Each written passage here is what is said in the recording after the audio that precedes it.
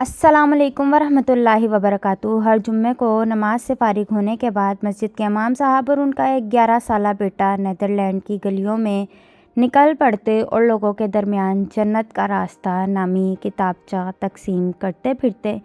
یہ معمول چلتا رہا یہاں تک کہ ایک جمعے کو مطلع ابر آلود ہو گیا، موسلادھار بارش میں بہنے لگا اور کڑاکے کی ٹھنڈ پڑ گئی۔ بچے نے بہت سارے کپڑے زیبتن کر لیے تاکہ اسے سردی کا احساس نہ ہو سکے، اور اپنے والد سے گویا ہوا، ابا چلیں، میں تیار ہوں۔ باپ نے کہا، بیٹا کہاں کی تیاری ہے؟ بیٹے نے جواب دیا، ابا جان، کتابچوں کی تقسیم کاری کا وقت ہو چلا ہے۔ باپ نے کہا، بیٹا آج موسم کافی ٹھنڈا ہے، بارش بھی ہو رہی ہے، آج موقوف کرتے ہیں۔ یہ سن کر بیٹے نے حیران کر دینے والا جواب دیا اور کہا، ابا جان، بہت سارے لوگ تو دوزخ کی طرف بڑھ رہے ہیں۔ باپ نے کہا، بیٹا اس موسم میں نکلنا ٹھیک نہیں۔ بچے نے کہا، اچھا ابا جان، مجھے اجازت دیں، میں اکیلا ہی جاتا ہوں۔ باپ نے کچھ تردید کے بعد کہا، اچھا ٹھیک ہے، احتیاط سے جاؤ۔ 11 سال کا یہ بچہ غفور جذبات سے لبریز باپ کو شکریہ کہتے ہوئے نکل پڑا۔ اس عمر کے بچے عموماً لڑکپن کی خرمستیاں لوٹتے ہیں، لیکن یہ ننھی سی نوخیز کلی آفاقی ذہنیت کا شاہکار تھا۔ راستے بھر بھیگتے بھاگتے لوگوں سے ملتا رہا، کتابچے تقسیم کرتا رہا۔ قریب 2 گھنٹے بارش میں بھیگنے کے بعد اس کے پاس صرف آخری کتابچہ باقی رہا۔ ادھر ادھر نظر دوڑائی لیکن کوئی نظر نہ آیا۔ لیکن بارش اور ٹھنڈ کے سبب شہر خاموشیاں اور ہنوز کوئی راہی نہ دکھا۔ قریب کے ایک چھوٹے سے گھر کی طرف بڑھا، سوچا کوئی ہوگا تو آخری کتابچہ اسے دوں۔ پاس پہنچا، دروازہ کھٹکھٹایا لیکن کوئی آواز نہ آئی۔ وہ برابر دروازہ کھٹکھٹاتا رہا، جانے اس کے دل میں کیا آیا کہ وہ وہاں سے جانے کا نام نہیں لے رہا تھا، اور اب کی بار دروازہ قوت کے ساتھ کھٹکھٹایا۔ کچھ لمحے بیت جانے کے بعد ایک عمر رسیدہ خاتون دروازے پہ آئیں، جس کے چہرے پر حزن و افسردگی کے آثار نمایاں تھے۔ بولی، بیٹا کیا کام ہے؟ ننھا سا بچہ مسکراتے لبوں اور روشن نگاہوں کے ڈورے جھکا کر بولا، محترمہ، زحمت دینے کے لیے معذرت خواہ ہوں۔ دراصل آپ کو یہ بتانے آیا ہوں کہ اللہ تعالیٰ آپ سے بے حد پیار کرتا ہے اور اس نے مجھے آپ کے پاس بھیجا ہے۔ یہ آخری کتابچہ آپ کو ہدیہ کرنے آیا ہوں۔ یہ کتابچہ آپ کو اللہ تعالیٰ کے بارے میں کچھ پیغامات دے گا اور خلق مخلوق کی حقانیت واضح کر دے گا۔ خاتون نے کتابچہ لیا اور شکریہ کہتے ہوئے واپس اندر گئی۔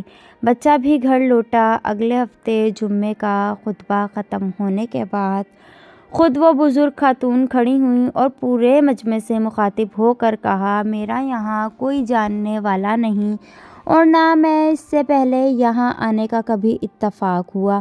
گزشتہ جمعے کو میں مسلمان نہیں تھی اور نہ ہی میں نے کبھی مسلمان ہونے کا خیال دل میں لایا تھا۔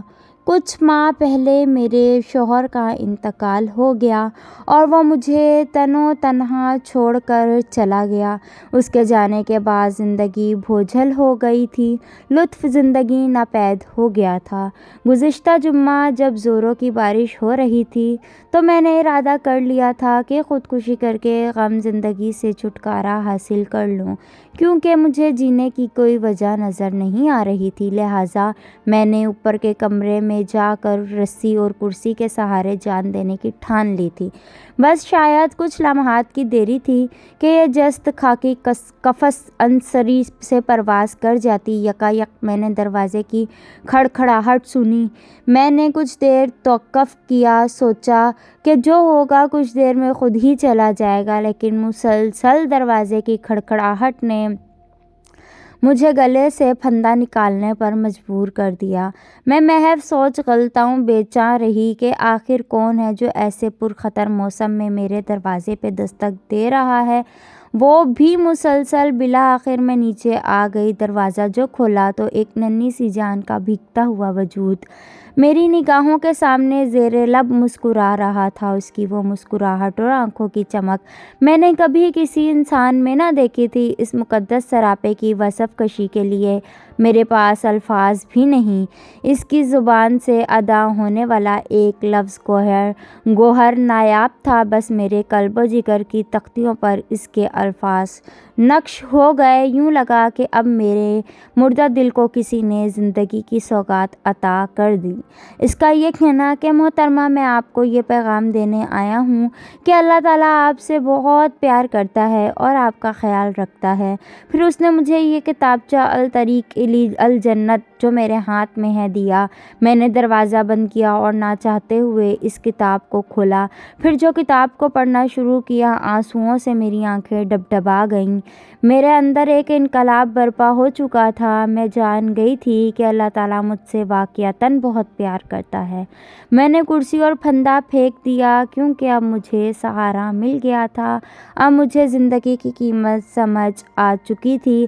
آج میں خود کو خوش قسمت سمجھتی ہوں کہ میں نے اپنے مالک حقیقی کو پہچان لیا۔ اس کتاب پر دیے گئے پتے کی وجہ سے میں یہاں پہنچ سکی ہوں۔ میں آپ کا شکریہ کرنے کے لیے یہاں آئی ہوں۔ میں اس چھوٹے فرشتے کا شکریہ کرنا چاہتی ہوں جو مسیحا بن کر مجھے دوزخ کے دہانے سے بچا لایا ہے۔ مسجد میں چہار جانب سے آنکھیں اشک بار تھیں۔ تکبیرات کی صداؤں سے پوری مسجد گونج اٹھی۔ اللہ اکبر، اللہ اکبر۔ امام صاحب جو اس ننھے فرشتے کے والد تھے ممبر سے اتر کر لپک کر پہلی صف میں موجود اپنے لخت جگر سے بیٹے سے چمٹ گئے اور زور زور سے رونے لگے۔ انہیں احساس ہو چلا تھا کہ اس مجمع میں اس جیسا کوئی خوش قسمت باپ نہیں جس کا بیٹا اصلی ہیرے موتی چن رہا ہے۔ اسے یہ بھی محسوس ہو رہا تھا کہ میں نے مجبوری اور عذر بیان کیا لیکن اس کے بیٹے کے اندر لوگوں کی ہدایت کی تئیں ایسے جذبات ہیں کہ اب وہ شرم محسوس کر رہا ہے۔ واقعہ تو ختم ہوا، البتہ ہمارے لیے اس میں اہم اسباق ہیں۔ ہر کوئی اپنے آپ سے یہ سوال کر لے کہ کیا ہم نے کبھی اس طرح لوگوں کو آگ سے بچانے کی کوشش کی ہے؟ کیا ہمارے سینے میں وہ درد و کسک ہے جو ہمارے پیارے نبی صلی اللہ علیہ وآلہ وسلم کو لوگوں کی ہدایت کے لیے تھی یا جو اس ننھے سے بچے کے دل میں تھی؟ کیوں نہ ہم عہد کر لیں کہ جہاں جیسے جب بھی موقع ملے اپنے محدود وسائل کو بروئے کار لا کر دعوت الہی کی اللہ کے فریضے کے ساتھ جڑ جائے۔ اللہ تعالیٰ ہم سب کو توفیق عطا کرے، آمین ثم آمین۔ فرینڈز، اگر اسٹوری اچھی لگی میرے چینل کو سبسکرائب کریں، بیل آئیکن کو پریس کریں۔ ملتے ہیں